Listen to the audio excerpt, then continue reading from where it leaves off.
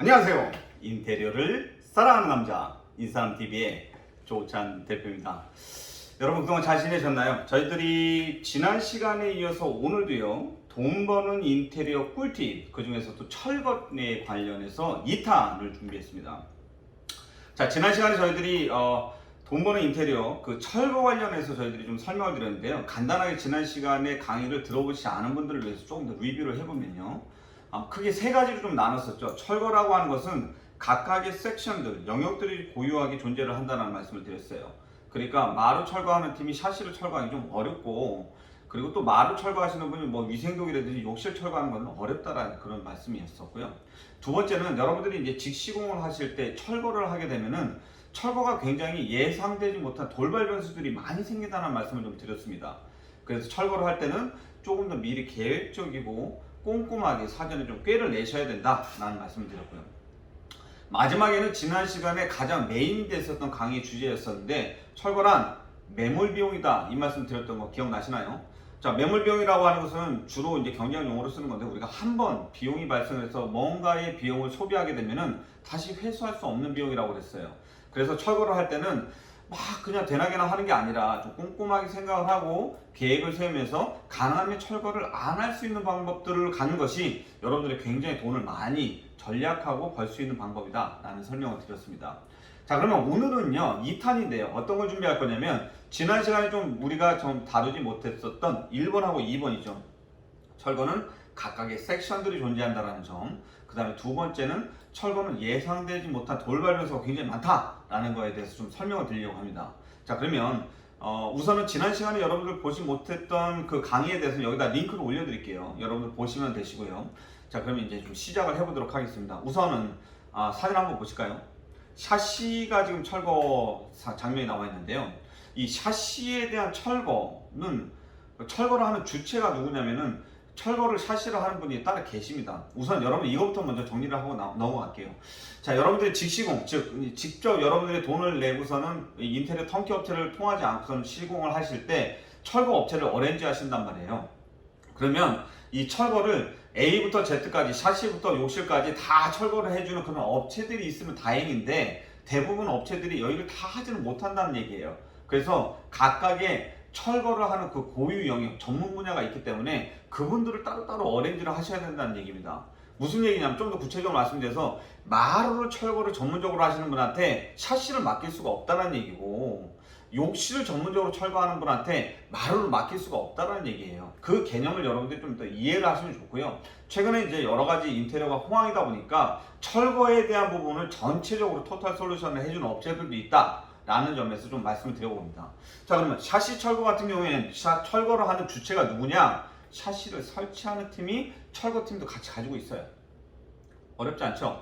그럼 여러분들 댁에서 이제 샤시를 내가 설치를 해야 된다. 그럼 철거를 누구 해야 되느냐? 샤시팀한테 요청을 하시면 됩니다. 흔히 말하는, 지금 이제 회사 이름이 바뀌었던 LG였는데 LX로 바뀌었죠. 뭐 한샘이 있을 수 있고 KCC가 있을 수 있고요. 또 중견기업들 샤시 업체가 많잖아요. 그럼 여러분들이 샤시를 교체하기로 이미 마음을 먹었다라고 하면, 설치하는 팀은 샤시 설치하는 팀한테 철거를 요청을 하게 되면 그들 나름대로 커뮤니케이션이 잘 되죠. 샤시의 토탈 길이가 얼마고 설치 위치가 어떻게 되기 때문에 이거 철거할 때 이런 거 좀 조심해줘 라고 서로 얘기가 될 수 있다는 점이에요.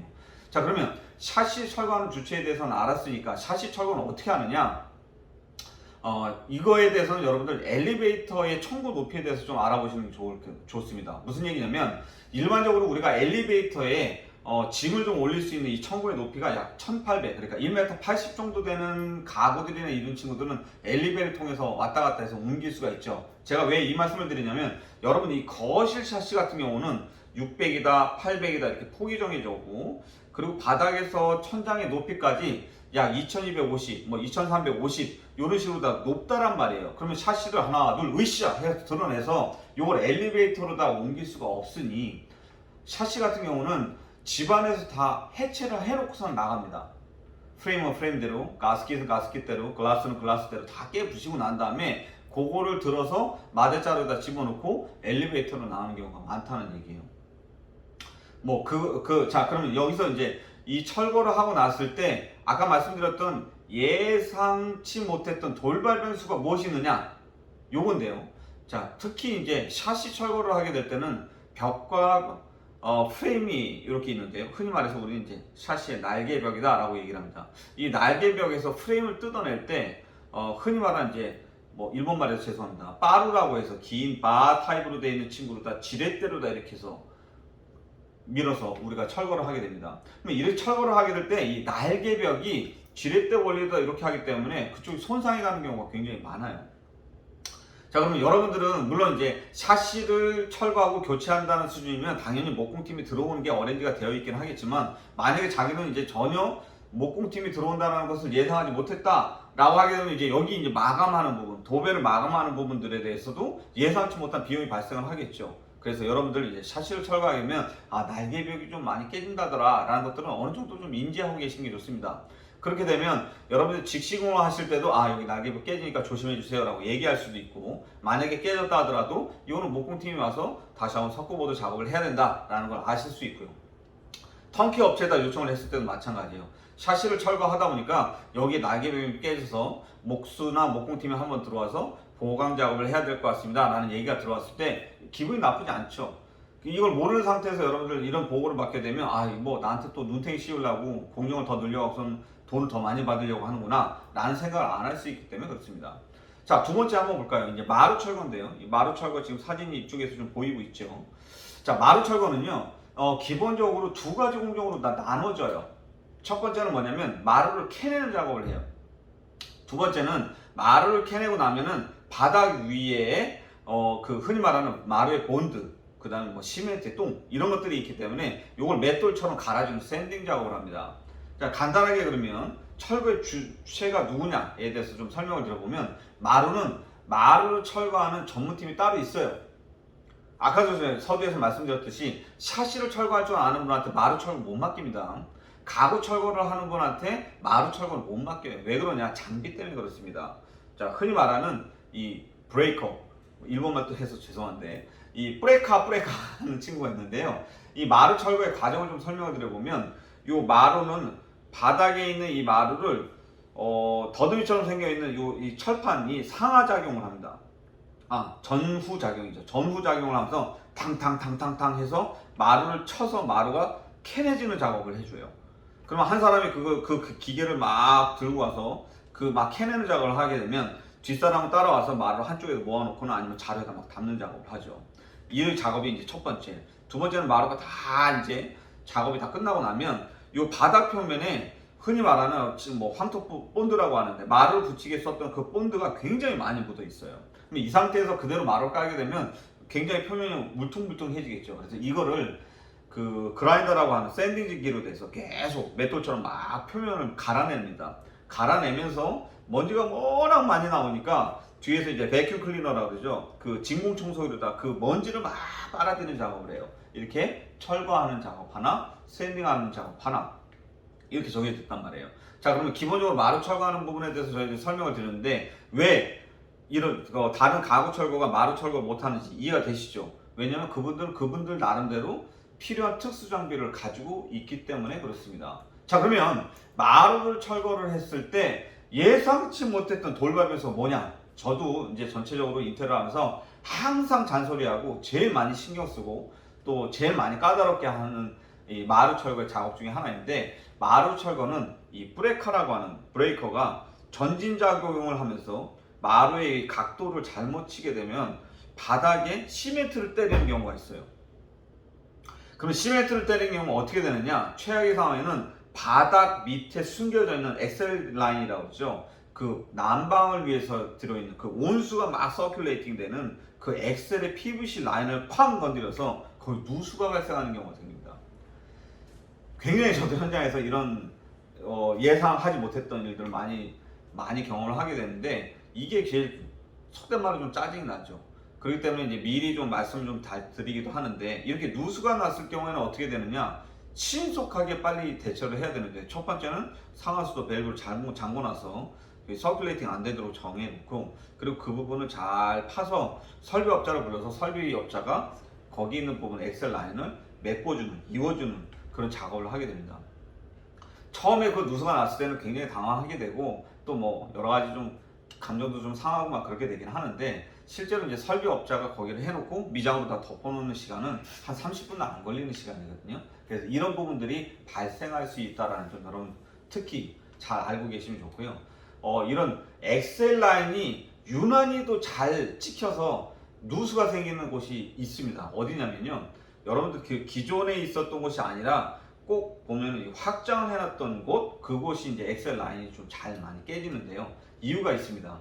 확장 라인 좀 더 구체적으로 설명드리면, 기존에 있었던 라인에서 여기가 확장 라인이라고 했을 때 이 확장 라인에 엑셀을 깔기 위해선 이만큼 파내야 되죠. 그리고 여기 이렇게 엑셀 라인을 붙이는데 요걸 오롯이 깊게 파기가 힘들기 때문에 적당하게 파놓고 엑셀을 해놓고 거기에 이제 우리가 미장 작업을 하기 때문에 상대적으로 위에 깔리는 그 미장 작업들은 많이 깔려 있지가 않아요. 즉 엑셀 라인이 쉽게 노출되기가 쉽다는 거죠. 그런 부분들은 아주 유약하게도 많이 깨지기 때문에 그런 부분 조심했으면 좋겠다라는 설명 들어봅니다. 자, 그 다음에 이제 욕실의 위생도기 한번 보실까요? 지난번에 여러분들 제가 설명을 드렸었죠. 이 욕실을 리모델링 할 때 덧방이 있고 떠바리가 있는데, 이 중에서도 덧방 부분은 위생도기만 그냥 철거하면 된다, 그리고 타일만 붙이면 된다라고 되어 있어요. 여기 잠깐 사진 볼까요? 위생도기로 막 철거하는 지금 작업들이 보이긴 하는데, 여기서 욕실을 철거할 때의 주체가 누구냐라는 것도 다시 한번 설명을 드려보면, 가능하면 저는 물론 이제 가구 철거하는 분이 위생도기 철거를 할 수도 있지만, 위생도기를 철거를 자주 해본, 그리고 많이 해본 그 경험자한테 부탁을 하는 게 좋겠죠. 왜냐면 거기도 이 파이프라인이라든가 설비 이런 부분들이 있기 때문에 누수에 대해서 굉장히 크리티컬합니다. 두 번째는 제가 주로 하는 방법인데, 위생도기를 설치하는 팀한테 위생도기를 철거를 해달라고 하는 게 제일 좋습니다.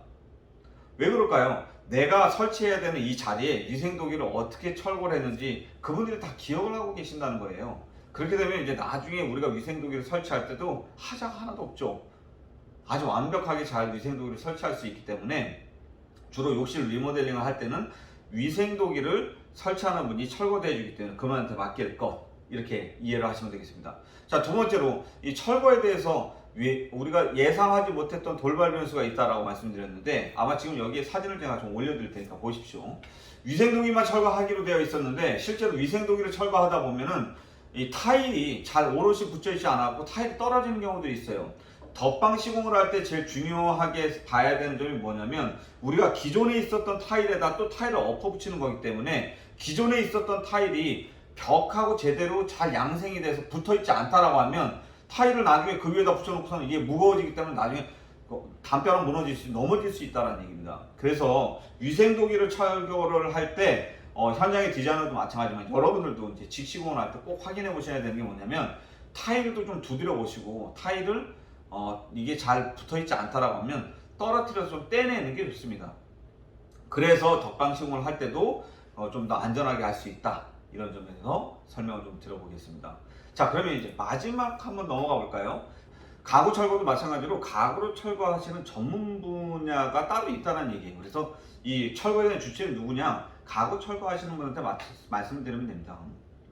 우리가 지난 시간에 가구 철거는 어떤 영역들이 있는지, 어떤 개수가 있는지 좀 설명을 드렸죠. 흔히 말하는 여러분들 싱크대, 주방 가구, 그리고 또 여러분들 집에 계시는 그 빌트인으로 만들어 놓은 붙박이장이라든지 아니면은 뭐 시스템 선반, 이런 것들이 이제 가구 철거 영역에 들어가는데요.